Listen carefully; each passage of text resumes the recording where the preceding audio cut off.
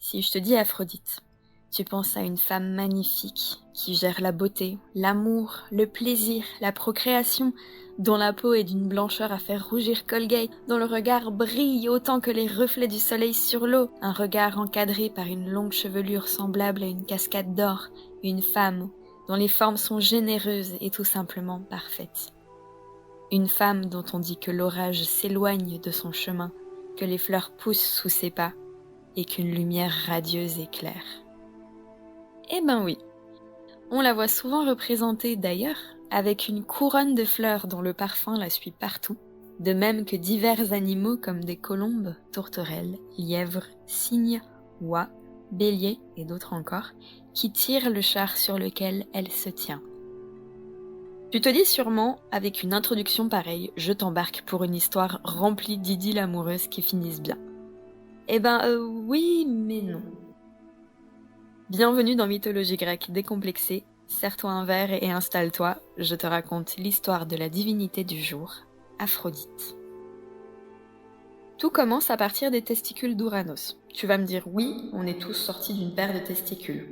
Mais Aphrodite a pris vie lorsque l'écume de la mer a commencé à s'agglutiner autour des testicules tranchés d'Ouranos, tranchés par son propre fils, Cronos. Une fois née, elle surfe sur une conque et arrive sur l'île de Chypre totalement nue, où les saisons la recueillent et la vêtissent. Zeus l'aperçoit et tu te doutes de ce qu'il a envie de faire. Seulement Aphrodite fait partie des rares femmes qui ont résisté à Zeus jusqu'au bout. Elle lui échappe en lui glissant entre les doigts comme le vent, jusqu'à ce qu'il se résigne et abandonne la poursuite. Elle arrive ensuite sur le mont Olympe, où elle fait forte impression auprès des dieux et des créatures divines, tant elle a de charme. Évidemment, une telle beauté, a fortiori déesse de l'amour et du plaisir, peut séduire tous les amants qu'elle souhaite, et c'est ce qu'elle fait, notamment Arès, le dieu de la guerre. Ensemble, ils donnent la vie à Eros, qu'on connaît mieux sous le nom de Cupidon, à Peito et Potos, respectivement la séduction et le désir, on reconnaît bien la Aphrodite, ainsi que Phobos et Deimos, respectivement la crainte et la terreur, on reconnaît bien la Arès. Harmonie voit également le jour suite à leurs ébats. Et oui, Harmonie, la grand-mère de Dionysos. Cela dit, Aphrodite n'est pas le genre à tourner son attention qu'envers une seule personne, et elle doit donner sa main à un homme car elle est trop convoitée. C'est Zeus qui s'en charge. En effet, un jour, Héra se retrouve coincée sur un trône forgé en cachette par Héphaïstos, son fils. Zeus demande à tout le monde d'extirper Héra de sa prison, en promettant la main d'Aphrodite aux gagnants pour les motiver. Aphrodite, ayant son mot à dire dans l'affaire, accepte de bonne grâce, elle pense que ce sera Arès qui réussira. Sauf qu'au final, après l'échec cuisant de tous les dieux, c'est Héphaïstos lui-même qui relâche Héra après avoir été un peu désinhibé par le dernier grand cru de Dionysos. Donc c'est un peu de la triche, mais Héphaïstos est celui qui reçoit la main d'Aphrodite. Cela dit, c'est bien connu que les liens du mariage n'empêchent pas les dieux de courtiser des gens mariés, ni les gens mariés de courtiser d'autres personnes. Et évidemment, si tu mets une déesse frivole avec un laidron boiteux, faut pas s'étonner qu'elle fasse de l'adultère son sport préféré. Donc comme dit, sa liaison extra-conjugale régulière avant et après mariage, c'est avec Arès. Lui, il a un sale caractère et son seul intérêt c'est la guerre, donc naturellement il se querelle avec pas mal de monde, ce qui lui vaut de n'être pas trop apprécié. Il y a qu'Aphrodite qui lui porte une affection notoire. Depuis qu'elle est mariée, il se retrouve la nuit afin d'échapper à Hélios, le dieu soleil. Ce dernier est témoin de tout ce qui se passe la journée et n'hésite pas à se mêler des affaires des autres. Il risquerait donc de tout rapporter à Héphaïstos. Pour que les deux amants ne s'éternisent pas dans les bras l'un de l'autre, il demande à un mec de faire le guet pour les prévenir quand le soleil se lève, afin qu'Arès quitte la couche d'Aphrodite. Seulement, le mec en question, qui fait ça chaque nuit, a un soudain problème de mémoire puisqu'un matin, il oublie la seule chose qu'on lui demande de faire. Hélios, qui laisse traîner ses yeux dans des endroits indiscrets, surprend les deux amants et rapporte les faits à Héphaïstos. Quelle est donc la surprise d'Aphrodite quand, une nuit suivante, elle se retrouve emprisonnée dans un filet magique en la compagnie d'Arès. Son époux, Héphaïstos, a forgé ce filet exprès pour les prendre en flagrant délit, et tous les dieux viennent se marrer de leur humiliation. Hermès chuchote qu'il aimerait bien être à la place d'Arès, ce qui alimente les rires. Aphrodite s'enfuit dans les bois du Caucase en maudissant Hélios, forçant les aventures amoureuses du dieu soleil à faire face à des difficultés nouvelles. Si Arès est pour elle un bel amant au physique fort séduisant, il perd de son intérêt à côté de celui qui rendra la déesse folle d'amour, Adonis. Tout commence lorsque le roi et la reine de Chypre se vantent que leur fille, Mira, est la plus belle de toutes les femmes, en précisant que sa beauté est supérieure à celle d'Aphrodite. La déesse ne supporte pas de tels propos et décide de punir la famille en provoquant chez Mira un amour fou pour son propre père. Ne pouvant lutter contre ce désir incestueux, la jeune femme prend la décision de se suicider. Mais sa nourrice l'en empêche. C'est bien, et elle lui promet de l'aider à séduire son père. C'est moins bien. Elle rend le père complètement saoul au point de ne plus savoir ce qu'il fait et introduit ensuite Mira dans sa couche pendant 12 nuits consécutives. C'est du viol. Quand il revient à lui et s'aperçoit que la personne qu'il a ensemencée est sa propre fille, il devient furieux et se saisit d'un couteau bien affûté pour la tuer avant qu'elle ne mette au monde un enfant né de l'inceste. La jeune fille s'enfuit en implorant les dieux de l'aider. Aphrodite, qui gardait un œil sur la scène, la prend en pitié et la change en arbre à myrrhe. Un sauvetage dont on n'aurait pas eu besoin si Aphrodite n'avait pas été susceptible à la base.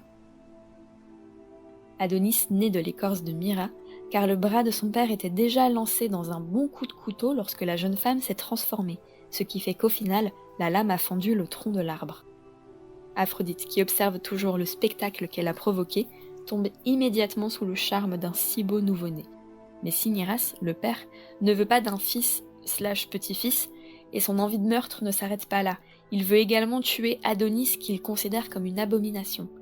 Aphrodite prend donc l'enfant et le cache dans un coffre sympa, pour être sûre que Cinyras ne le tuera pas, et elle confie ce coffre à Perséphone, la reine du monde souterrain. Celle-ci s'éprend à son tour de l'enfant, c'est un enfant, c'est de la pédophilie, et elle l'élève dans son palais pour en faire son amant. Aphrodite revient des années plus tard pour réclamer son Adonis désormais adulte, mais Perséphone refuse de rendre l'homme qu'elle a nourri, élevé et baisé. Aucune des déesses refuse de céder à l'autre, et l'affaire est portée devant Zeus. Le dieu, se doutant que l'issue du débat sera forcément mauvaise, confie le jugement à Calliope. Cette muse décrète que le meilleur compromis serait qu'Adonis passe un tiers de l'année avec Aphrodite, un tiers avec Perséphone, et le tiers restant avec n'importe qui d'autre pour pouvoir souffler un peu. Les déesses acceptent, mais la décision devient vite un problème pour Perséphone car Aphrodite use de la ruse pour prendre avantage du jugement.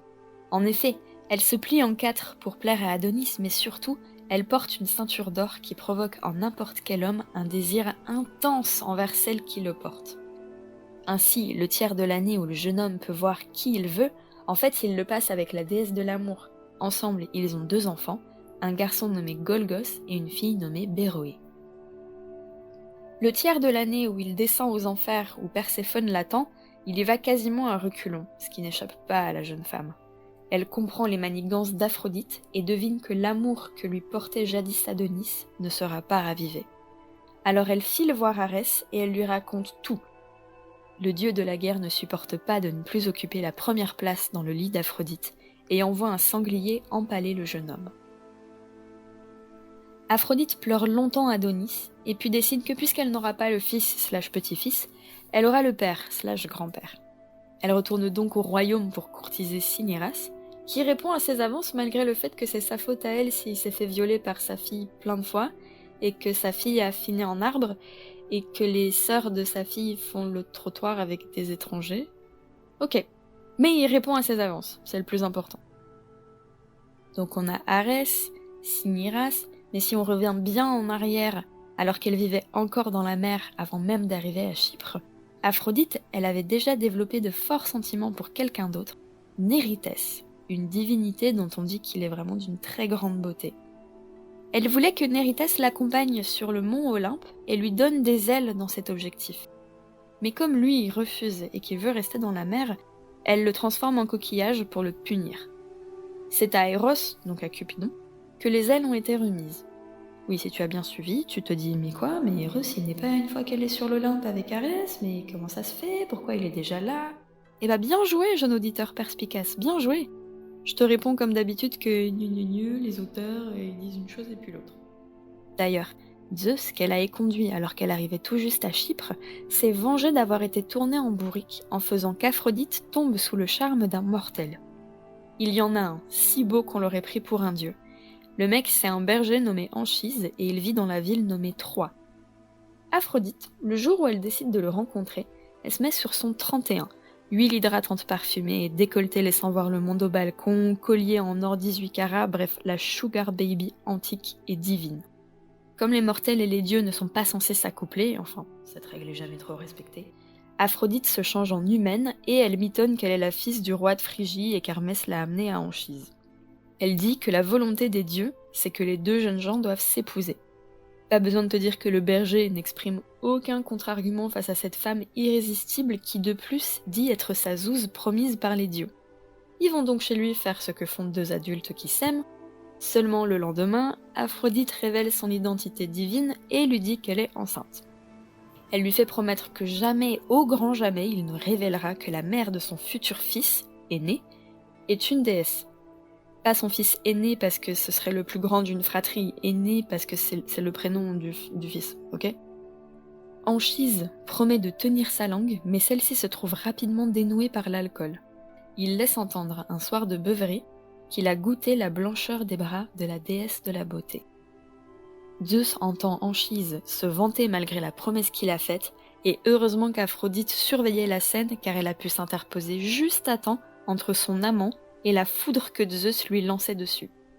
Anchise est quand même touchée et boitera pour le reste de sa vie. Le fils d'Aphrodite et Anchise, qui s'appelle donc Énée, est l'un des héros de la guerre de Troie. Il combat les Grecs et survit à la guerre grâce à l'aide de plusieurs dieux, dont notamment sa mère Aphrodite. Celle-ci est naturellement du côté des Troyens, et lorsqu'un mec du nom de Diomède donne un coup de lance en direction d'Énée, c'est Aphrodite qui est blessée en le sauvant in extremis. Athéna, qui a encouragé Diomède à frapper, suggérera ensuite à Zeus que ce n'est pas la lance qui a blessé la belle déesse, mais Aphrodite elle-même qui s'est maladroitement ouvert la main contre une agrafe d'or sur le champ de bataille. Suite à quoi Zeus fera comprendre gentiment mais fermement à Aphrodite qu'elle doit rester à sa place, la cuisine. Enfin la chambre. Enfin tu m'as compris, l'amour, la beauté...